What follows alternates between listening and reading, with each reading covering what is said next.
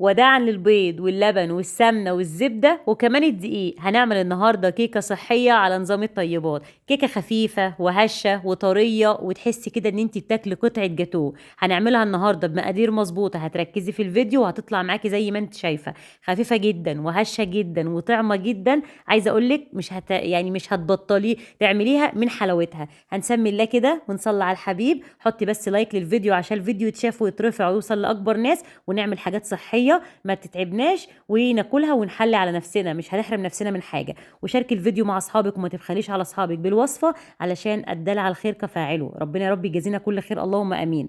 نص كوباية زيت ونص كوباية سكر وكوباية من المية هنحطهم في طبق، وبعد كده هنحط عليهم شوية فانيليا عشان تبقى الكيكة بتاعتنا ريحتها حلوة كده ومفحفحة معانا كأنك عاملاها بالبيض يعني.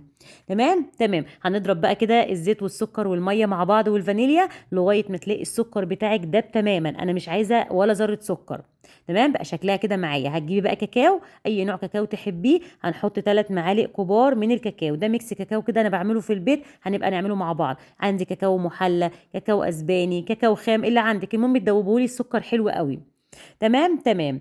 وبعد كده هننزل بكوبايتين من الدقيق الاسمر، الدقيق الحبه الكامله. تمام هننزل كده باللي هي الكوبايه مودني دي. حطي كده املي الكوبايه، يعني بصي ما تكبسيهاش، انت بتحطي كده مجرد بس ما انت تحطيها والكوبايه بتتملي معاكي خلاص، هي كده الكوبايه مقاسها معيارها مظبوط. رشه ملح، نص معلقه صغيره من الكربوناتو مهم جدا، الكربوناتو مهم جدا. وكمان كيس من البيكنج باودر كامل، الكيس كامل ال 16 اللي ده 23 جرام، اللي هو الكيك شيف ما شاء الله مطلع الكيكه تحفه. إيه، انا بقول لكم المنتجات اللي بستخدمها مش اعلان، انا بقولها لكم عشان انا ببقى حباها، فتطلع معاكم الحاجه حلوه عشان انا بحبكم وتطلع كل حاجه في ايديكم حلوه. ربع كوبايه ميه، لقيت القوام تقيل فحطيت ربع كوبايه ميه من الحنفيه، ومعلقه كبيره مليانه من الخل او معلقتين مش كبار. تمام اللي هي معلقه الاكل يعني. وهندوب الخل مع الكربونات ومع البيكنج باودر، هيديكي تفاعل حلو قوي في الكيكه وهينفشها معانا. بعد كده ما مكسنا كل حاجه مع بعض، هنمسك قالب وهندهنه بزيت، مش هرشه حاجه خالص. ممكن ترشيه كاكاو ترشيه دي زي ما انت عايزه، بس انا ما رشيتوش حاجه خالص. بعد كده ادي القوام بتاع العجينه بتاعي، انا عايزاه بالشكل ده بالظبط.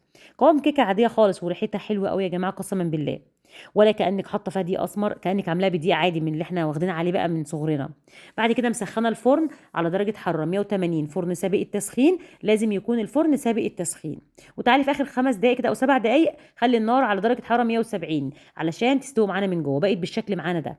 تمام يا حلوين. تمام ما بشغلش الشوايه خالص، بتختبريها بخله، طلعيها بقى تبرد خالص علشان نعمل لها صوص كده جناش حلو بسيط واقتصادي برده وطعمه حلو كأننا بناكل جاتوه، لان احنا مش هنحرم نفسنا من الحلويات ان شاء الله. نعمل حاجات حلوه قوي قوي بالدقيق الاسمر باذن الله، وكميات صغيره للناس اللي تحب الكميات الصغيره.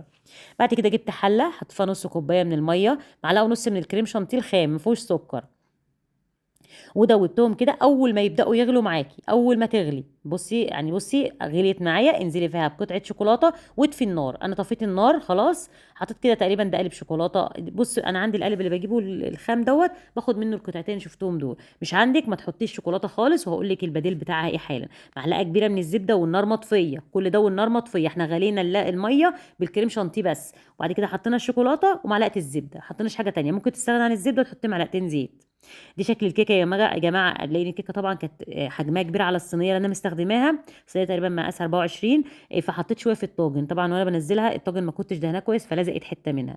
ما شاء الله خفيفه جدا جدا جدا وهشه جدا. انا نفسي انا كرشوشه انبهرت، يعني دي اسمر ولا كانك حاطه فيها دي اسمر خالص، طعمها لذيذ. شايفين عامله ازاي؟ شايفين طريه وخفيفه وهشه ومرتفعه، ناجحه مليون المية. هتنجح معاكي مليون المية. تقدري تعمليها في طواجن وتحطي عليها من فوقها كريم شانتيه كده وتعمليها زي الديسباسيتو، نعمل منها ان شاء الله اشكال كتيره جدا. وادي الجناش بعد ما برد خالص والكيكه بردت حطهم على بعض، وبعد كده حطهم في التلاجة شويه، هتلاقي الجناش بتاعك تماسك وتقل، بيبقى ليه مطه كده خفيفه وفي نفس الوقت ايه مش سايح. نقطع بقى كده، ما شاء الله لا قوه الا بالله. هتاكلي كيكه انا عارفه انك هتدعي لي وهتكتبي لي في الكومنتات وهتبعتي لي تطبيقاتك على جروب مطبخ رشوشه على الفيسبوك. عايزه اقول لك لازم نشجع بعض على الاكل الصحي، وفي نفس الوقت مش هنحرم نفسنا من اي حاجه.